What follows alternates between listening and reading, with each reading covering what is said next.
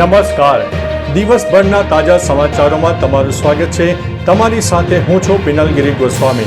સમાચારો વિસ્તારથી જાણીએ એ પહેલા મહત્વના સમાચારો ઉપર એક નજર।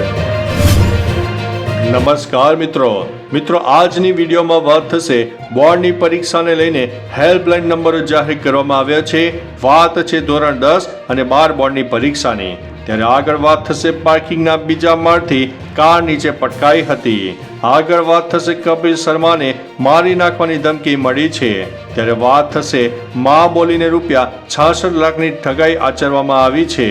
ત્યારે વાત થશે ભારતીયો માટે રાહતના સમાચાર, ડોનાલ્ડ ટ્રમ્પે કરી છે મોટી જાહેરાત। ત્યારે વાત થશે કોલ્ડ પ્લે કોન્સર્ટના દિવસે મેટ્રો રાત્રે 12:30 વાગ્યા સુધી ચાલુ રહેશે। ત્યારે વાત થશે સૈફ અલી ખાન કેસમાં આરોપી શરીફુલ ઇસ્લામે ગુનો કબૂલ્યો છે। ત્યારે વાત થશે ગણ્યાય નહીં એટલા રૂપિયા, નોટો ગણવાના મશીન પણ મંગાવ્યા પડ્યા। ત્યારે વાત થશે સ્થાનિક ચૂંટણીમાં આપ અને કોંગ્રેસનું ગઠબંધન શક્ય।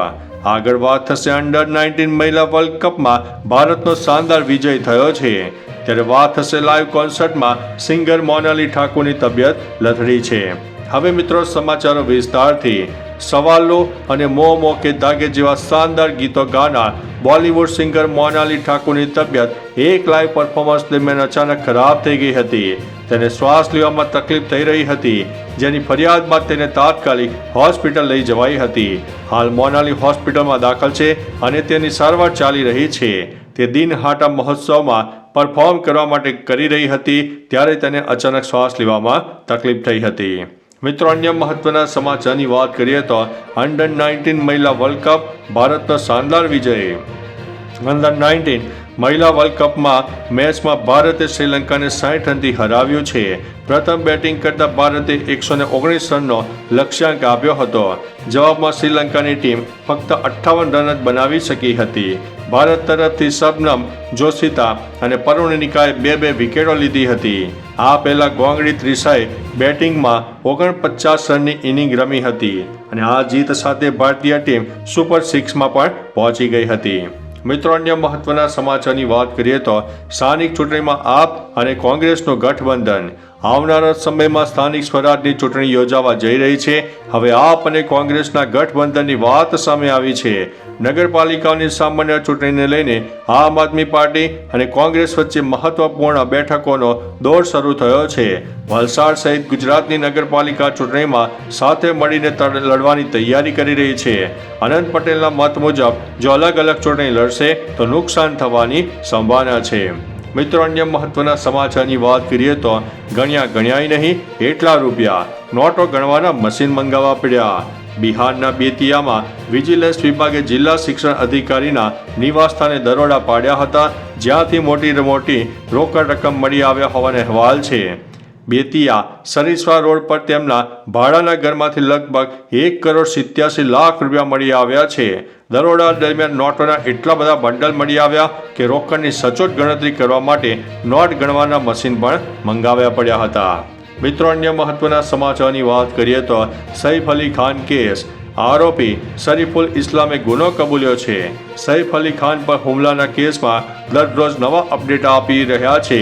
પોલીસે થોડા દિવસ પહેલા આરોપી મોહમ્મદ શરીફુલ ઇસ્લામની ધરપકડ કરી। પોલીસે સૈફ પર હુમલો કરનારને પકડી પાડ્યો હતો। ઉપરાંત આ કેસમાં મોટો ખુલાસો થયો છે। સૈફ અલી ખાન પર હુમલો કરવાના આરોપીએ શરીફુલ ઇસ્લામે પોતાનો ગુનો કબૂલી લીધો છે। મિત્રો, અન્ય મહત્વના સમાચારની વાત કરીએ તો કોલ્ડ પ્લે કોન્સર્ટના દિવસે મેટ્રો રાત્રે 12:30 વાગ્યા સુધી ચાલુ રહેશે। અમદાવાદમાં 25 અને 26 જાન્યુઆરીના રોજ કોલ્ડ પ્લે કોન્સર્ટ યોજાવા જઈ રહ્યો છે। આ કોન્સર્ટ 2 દિવસ યોજાવા જઈ રહ્યો છે, જે અંતર્ગત અમદાવાદ મેટ્રોએ રાત્રિના સમય દરમિયાન સમયમાં વધારો કર્યો છે અને 1.5 કલાક જેટલો સમય વધારી દેવામાં આવ્યો છે। 25 અને 26મીએ રાત્રિના મોટેરા સ્ટેશનથી અંતિમ મેટ્રો 12:30 વાગ્યા સુધી મળશે, જેમાં મોટેરાથી એપીએમસી અને થલતેજ રૂટ માટે જ સમય વધારવામાં આવ્યો છે। મિત્રો, અન્ય મહત્વના સમાચારની વાત કરીએ તો ભારતીયો માટે રાહતના સમાચાર છે। ડોનાલ્ડ ટ્રમ્પે ભારતીયો માટે મોટી રાહતની જાહેરાત કરી છે। તેઓએ કહ્યું છે કે H-1B વિઝા બંધ નહીં થાય. અમેરિકાને ટેલેન્ટની જરૂર છે. તેમણે કહ્યું છે કે અમને ફક્ત એન્જિનિયરોની જરૂર નથી, પરંતુ અન્ય નોકરીઓ માટે પણ શ્રેષ્ઠ પ્રોફેશનલ આવવા જોઈએ. તેઓ અમેરિકનોને ટ્રેનિંગ પણ આપશે. ઉલ્લેખનીય છે કે 2024માં જારી કરાયેલા કુલ 2,80,000 H-1B વિઝામાંથી લગભગ 2 લાખ વિઝા ભારતીયોને મળ્યા હતા. મિત્રો, અન્ય મહત્વના સમાચારની વાત કરીએ તો મા બોલીને ₹66 લાખની ઠગાઈ આચરવામાં આવી છે. ચીનમાં એક છેતરપિંડી કરનારે એક વૃદ્ધ મહિલા પાસેથી 66 લાખની છેતરપિંડી આચરી છે. સાઉથ ચાઇના મોર્નિંગ અનુસાર વૃદ્ધ મહિલા અપરિણિત અને એકલી રહેતી હતી. એવામાં તેનો સંપર્ક ઓનલાઈન એક શખ્સ સાથે થયો અને તે વૃદ્ધાને માતા કહેવા લાગ્યો. છેતરપિંડી કરનારે મહિલાને પોતાનો પુત્ર કહીને ફસાવી અને 2 વર્ષમાં 5,60,000 યુઆન એટલે કે ચીલી ચલણની છેતરપિંડી કરી છે. મહિલા છેતરપિંડીના ફંદામાં ફસાઈ ગઈ અને તેને પૈસા મોકલતી રહી હતી. મિત્રો, અન્ય મહત્વના સમાચારની વાત કરીએ તો કપિલ શર્માને મારી નાખવાની ધમકી. કોમેડિયન કપિલ શર્માને પાકિસ્તાનથી ઈમેલ દ્વારા મારી નાખવાની ધમકી આપવામાં આવી છે. કપિલ ઉપરાંત અભિનેતા રાજપાલ યાદવ, કોરિયોગ્રાફર રેમો ડિસોજા, કોમેડિયન સુગંધા મિશ્રાને પણ ધમકી આપવામાં આવી હતી. ઈમેલમાં લખ્યું હતું કે અમે તમારા પર નજર રાખી રહ્યા છીએ. આ કોઈ સ્ટન્ટ નથી, તમને હેરાન કરવાનો પ્રયાસ નથી. ઈમેલમાં લખેલું છે કે અમે બિશ્નોઈ નથી, અમે કહીએ છીએ તે કરીશું. મિત્રો, અન્ય મહત્વના સમાચારની વાત કરીએ તો પાર્કિંગના બીજા માળથી કાર નીચે પટકાઈ ગઈ. સોશિયલ મીડિયામાં એક કાર દુર્ઘટનાનો વિડીયો વાયરલ થયો છે. આ વિડીયો વિમાનનગર સોસાયટીનો છે, જેમાં કાર પડવાની સમગ્ર ઘટના CCTVમાં કેદ થઈ ગઈ હતી. કારમાં રિવર્સ ગેર લાગી જતા કાર બીજા માળથી દિવાલ તોડીને નીચે પટકાઈ ગઈ હતી. સદનસીબે કોઈ જાનહાનિ થઈ ન હતી. હવે આ ઘટનાનો વિડીયો ખૂબ જ વાયરલ પણ થઈ રહ્યો છે.